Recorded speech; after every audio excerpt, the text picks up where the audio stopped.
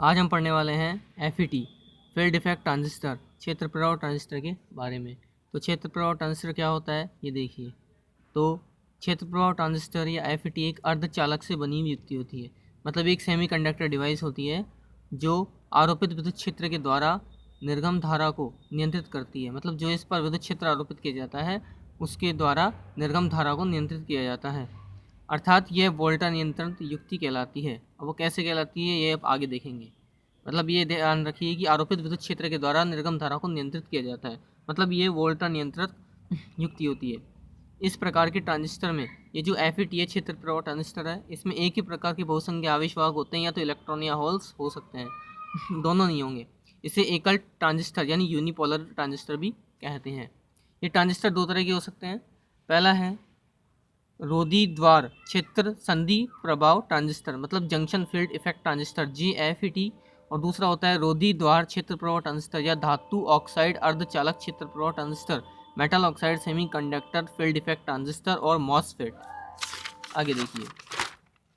तो देखिए ये जो JFET है मतलब जंक्शन फील्ड इफेक्ट ट्रांजिस्टर, ये दो तरह के होते हैं, एक तो N चैनल और एक P चैनल। तो N चैनल और P चैनल क्या है, तो देखिए N चैनल में क्या होता है कि ये जो है ये एक धातु की एक परत होती है जो N टाइप के अर्धचालक से बनी हुई होती है, और उसके ऊपर P प्रकार की जो अर्धचालक हैं वो देखिए आप इसमें। यहाँ N व P प्रकार की अशुद्धि से मापित डोप्ड अर्धचालक की छड़ होती है।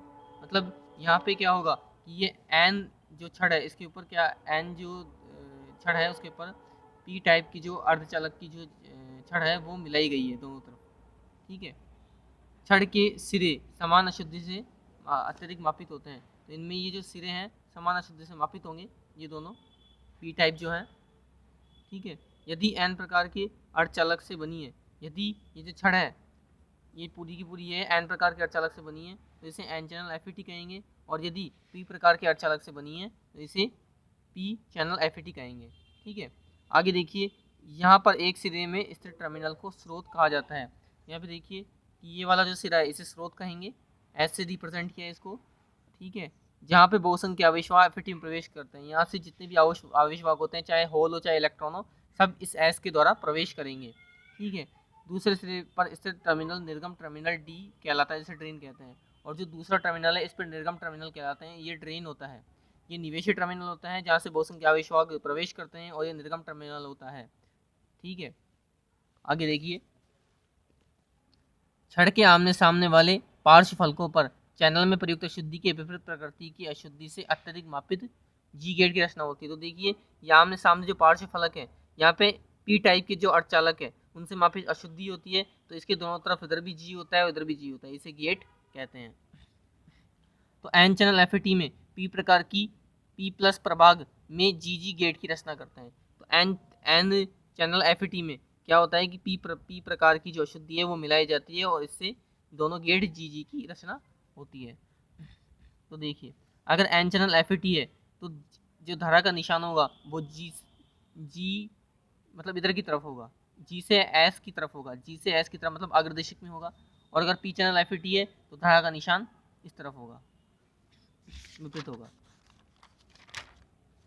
आगे देखिए संक्रिया, मतलब ये किस तरह से काम करता है। तो N चैनल JFET में, तो जो N चैनल JFET है, देखिए ये N यहाँ पे आ गया तो ये N चैनल JFET हो गया।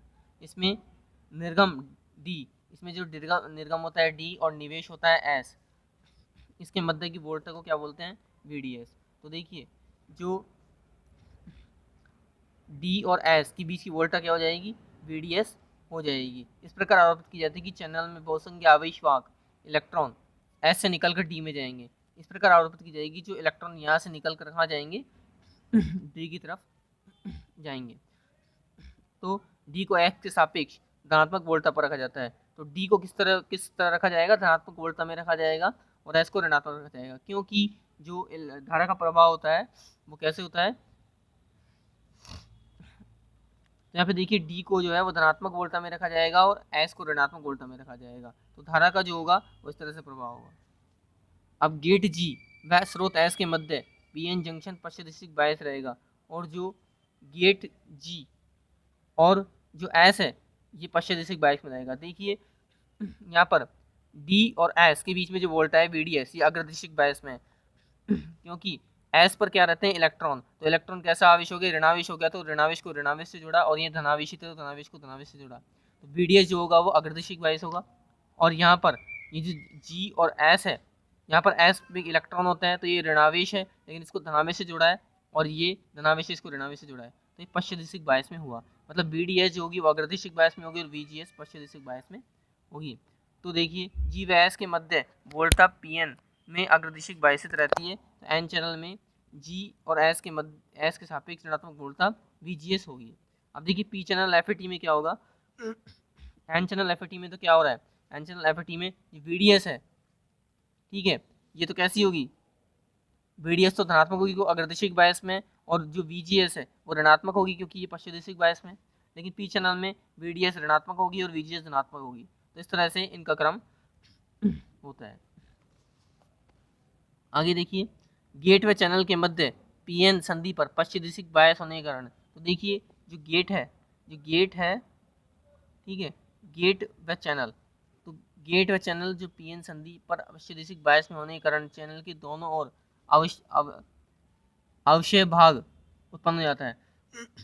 तो देखिए जो गेट और चैनल ये कैसे हैं, पश्चदिशिक बायस में। तो पश्चदिशिक बायस में होने के कारण जो यहाँ पर ये पश्चदिशिक बायस में होने के कारण जो यहाँ पर दोनों चैनल है, ठीक है, इनके मध्य क्या होता है, अवशय परत उत्पन्न हो जाती है। अवशय परत का मतलब ये जो है इसकी मोटाई बढ़ती जाती है। तो आप देख रहे हैं पहले इसकी मोटाई ये थी, लेकिन अब बढ़ के ज़्यादा हो गई। तो ये क्यों हुआ, क्योंकि ये किस बायस में है, पश्चदिशिक बायस में है, तो इन चैनल की मोटाई बढ़ जाती है, मतलब अवशय परत आ जाते हैं। अवशय परत में क्या होता है कि मुक्त आवेश नहीं होते, इसमें क्या होता है कि जो आवेश वाहक होंगे ये बद्ध हो जाएंगे, मतलब जो है वो इलेक्ट्रॉन और होल दोनों हैं वो रुक जाते हैं इसमें आके, ठीक है। अवशय परत की चौड़ाई इससे बढ़ जाएगी। अब अवशय पश्चदिशिक बायस में, अब यहाँ पे अगर वोल्टा का मान और बढ़ा जाएगा तो इनके बीच की मोटाई है वो और बढ़ती जाएगी, मतलब और ज़्यादा ये पास पास में आते जाएंगे, तो ये और ज़्यादा इस तरह से पास में आ सकते हैं, इस तरह से और ज़्यादा पास में आ जाएंगे। और ऐसी स्थिति आ जाएगी कि बिल्कुल जस्ट ऐसी स्थिति आ जाएगी कि ये जस्ट जैसे एक चुटकी होती है, तो चुटकी अगर थोड़ा सा इनको और टच करा जाए, एक चुटकी के बराबर ने टच किया जाए तो ये आपस में मिल सकते हैं। तो पश्चदिशिक बायस में वृद्धि करने पर अवशय प्रभाग की मोटाई बढ़ती जाती है और चैनल की प्रभावी चौड़ाई भी घटती जाती है, और इनके बीच के जो चौड़ाई है रिक्त स्थान वो कम होता जाएगा।